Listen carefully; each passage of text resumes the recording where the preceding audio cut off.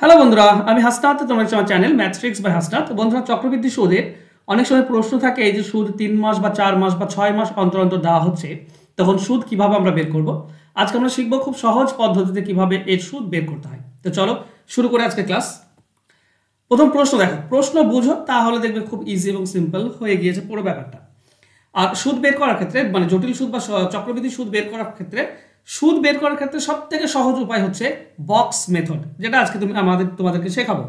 চলো, প্রশ্ন বলেছে কি, সুদ 3 মাস অন্তর অন্তর দেওয়া হলে বার্ষিক 20% হারে 16,000 টাকার 9 মাসের জটিল সুদ কত টাকা হবে। দেখো, ব্যাপার হচ্ছে যে সুদের হার দেওয়া আছে সেটা বার্ষিক 20%। বার্ষিক 20% মানে 12 মাসে 20%। ব্যাপারটা বোঝো, 12 মাসে 20%। তাহলে বলো, সুদ যদি 3 মাসে দেওয়া হয় তাহলে 3 মাসে কত পার্সেন্ট হবে? 3 মাস। দেখো, 12-র সঙ্গে 12কে 4 দিয়ে ভাগ করলে 3 হয়, তো 20-কেও 4 দিয়ে ভাগ করো, মানে 4%, এই 5%। 3 মাস হলে সুদের হার হবে 5%, মানে 4 বার সুদ পাবে। 3 মাস 3 মাস 3 মাস 3 মাস, তাই না? 3 মাস 3 মাস 3 মাস 3 মাস, মোট 12 মাস, তো 4 বার 3 মাস 3 মাস হচ্ছে। তাহলে 20-কেও তুমি 4 বার ভেঙে দাও, 5%, 5%, 5%, 5%, 20% টোটাল। তাহলে 3 মাসে 5% সুদ হবে। এই হচ্ছে ব্যাপার, এই জিনিসটা তোমাকে বুঝতে হবে। 3 মাসে সুদ হবে 5% হার। আরেকটা জিনিস বুঝতে হবে, চেয়েছে কি 9 মাসের সুদ চেয়েছে। 9 মাস মানে কবার 3 মাস হয়? 3 বার। 3 মাস প্লাস 3 মাস প্লাস 3 মাস, মানে 3 বার সুদ পাবে 9 মাসে। তার মানে এন এর মানটা কত হবে? 3 বার সুদ পাবে সে, 3 বার। এই হচ্ছে ব্যাপার।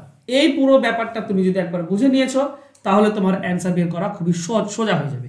দেখো, 3 বার সুদ পাবে, তো বক্স মেথড করতে হয় কি, এইভাবে করতে হয়। এদিকে উলম্বভাবে একটা একটা অনুভূমিকভাবে টানতে হয়। এবার একবার টানবো, এবার এর নিচে কিছু এইভাবে 2টি ঘর তৈরি করব, তারপরে আবার এভাবে 3টি ঘর তৈরি করব। মানে এই দিক থেকে হবে 3টি ঘর, এই দিক থেকে হবে 3টি ঘর। কিভাবে টানলাম আশা করছি বুঝতে পেরেছ। এবার আমার আসল দেখবো, আসল টোটাল কত আছে? 16,000 টাকা। 16,000 টাকা। এই প্রথম ঘরে সরল সুদের মতো, মানে এই 5% হারে যে সুদ, সেটা আমরা বের করব। তো 16,000 এর 10% মানে একটা শূন্য কেটে দাও, 1600 টাকা। তাহলে 5% হবে 800 টাকা। তো আমার এখানে বসবে 800। ঠিক একইভাবে এর নিচে যতগুলি ঘর আছে সবে 800 হবে। মানে 3 বছরে বা 3 বারে প্রত্যেকবার 800 টাকা 800 টাকা 800 টাকা, এ তো নর্মাল সুদ পাবেই।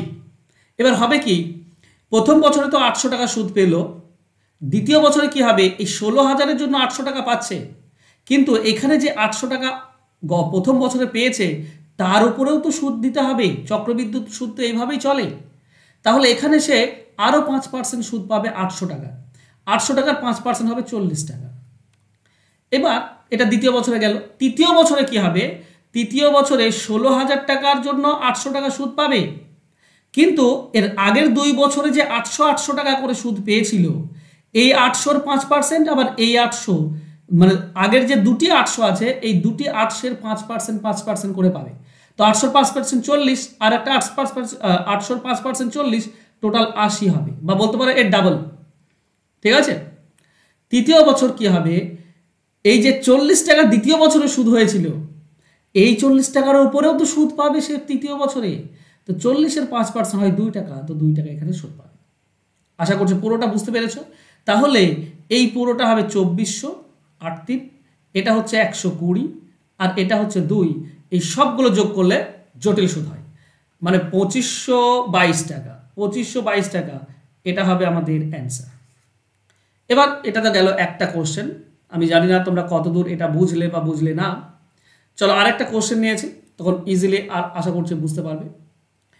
দেখো, এখানে বলেছে সুদ 4 মাস অন্তর দেওয়া হলে বার্ষিক 15% হারে 15,000 টাকার 8 মাসের সুদ কত হবে। দেখো, 4 মাস অন্তর অন্তর সুদ দিলে 3 বার, বছরে 3 বার সুদ হয়। 4 মাস 4 মাস 4 মাস 3 বার, তাহলে বছরে যদি 15% সুদ হয়, তাহলে 4 মাসে কত সুদ হবে? 15-কে 3 দিয়ে ভাগ, তার মানে 5% করে, তাই না?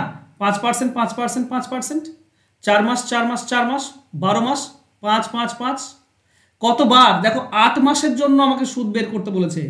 8 মাস, 4 মাসে একবার যদি সুদ পাই, তো 8 মাসে সুদ পাবে 2 বার, মানে n এর মান হচ্ছে 2 বার।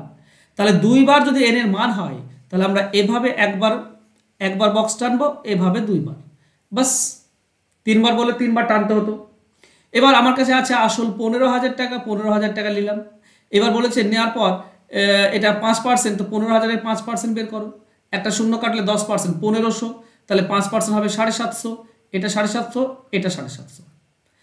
এবার প্রথম এই যে 750 না, এটা এর জন্য পেলাম, দ্বিতীয় 750 এটার জন্য পাবো, কিন্তু প্রথম বছরে যে 750 সুদ পেয়েছি তার উপরেও তো সুদ পাবো আমি। তো এই 750-এর উপর সুদটা এখানে আসবে 5%। 5% বের করে নাও, 750-র 10% হচ্ছে 75, মানে 37.5 হচ্ছে 5%। তাহলে এখানে হবে 1500 আর এটা হবে 37.5, তার মানে 1500 37.5, এটাই হবে সঠিক উত্তর। অ্যান্সার হবে অপশন বি। সহজ নয় কি? হ্যাঁ, বক্স মেথডটা বোঝাটা একটু ব্যাপার, একবার বুঝে নাও তুমি অ্যান্সার ইজিলি করতে পারবে। চলো আর একটা প্রশ্ন নিয়েছি। বলেছে সুদ 6 মাস অন্তর অন্তর দেওয়া হলে বার্ষিক 20% হারে 12,000 টাকার 18 মাসের জটিল সুদ কত হবে? তো 6 মাস অন্তর অন্তর যদি দেয়, এই বার্ষিক 20%, মানে 12 মাসে 20, তাহলে 6 মাসে 10% হবে। 6 মাসে 10% এটা সুদের হার। 18 মাস সুদ বের করবো, 18 মাসে তাহলে কয়বার? 18 মাস যদি 6 মাস অন্তর অন্তর সুদ দেয়, তাহলে 3 বার সুদ পাবো। 3 বার, তার মানে বক্স আমাকে 3 ঘর আঁকতে হবে, এভাবে 1 ঘর, 2 ঘর, 3 ঘর।